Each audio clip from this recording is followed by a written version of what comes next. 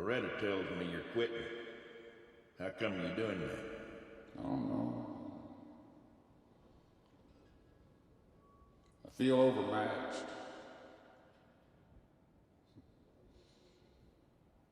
I always figured when I got older, God sort of come into my life. He didn't. I don't blame him. God's not going to have same opinion of me that he does. You don't know what he thinks.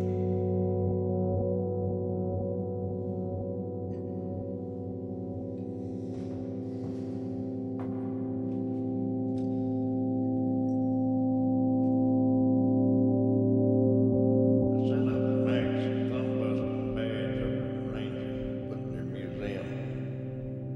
Daddy ever tell you how Uncle Mac come to his reward?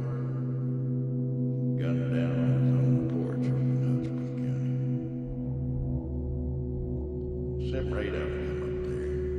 Not wanting this, wanting that. Uncle Mac went back in the house and get the shotgun, and there's a head of him. Shot him in the doorway.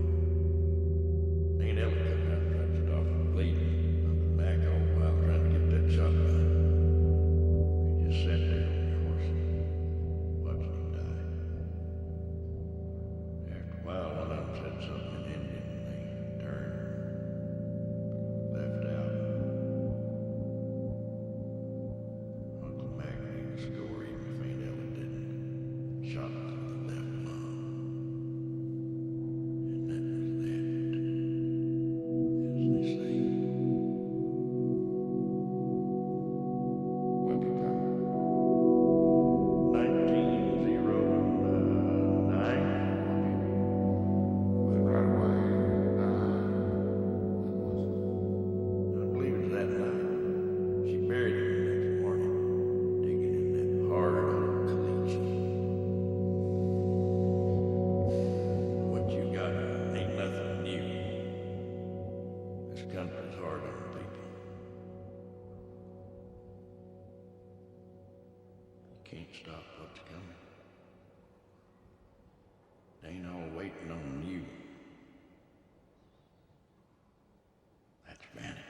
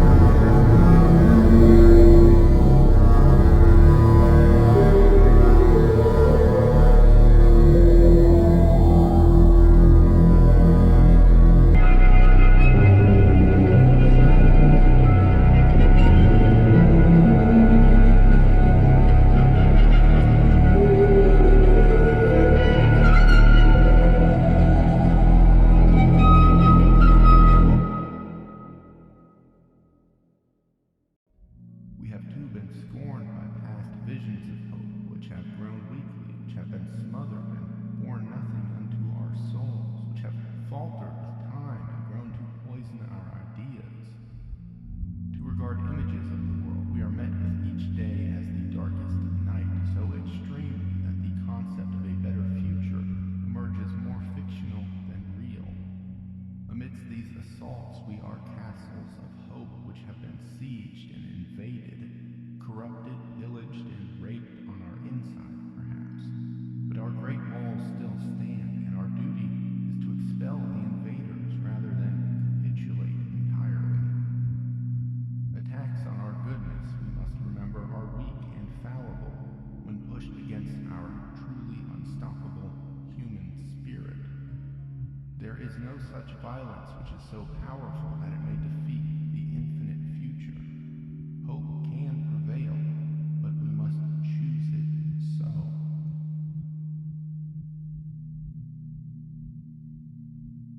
The first of our priorities must be to understand hope truly, earnestly, and deeply.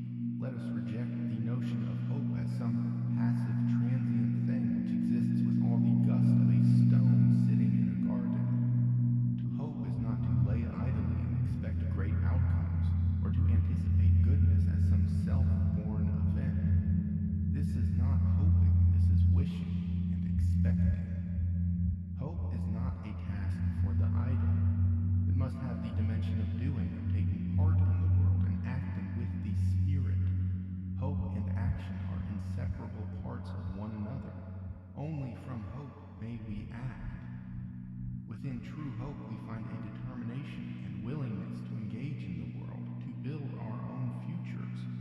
Hope is a path to the greater place, but it is a path we must elect to walk on. It is not a small feeling, but an activity. Hope shall further not be some temporary sensation, satisfied by mundane events. It is much more permanent and profound. It is an openness to the idea of not now, but yet. It is a permanent receptivity to both the pain and glory of the future, to the fullness of the world, and to the fact that within such fullness a good must certainly exist.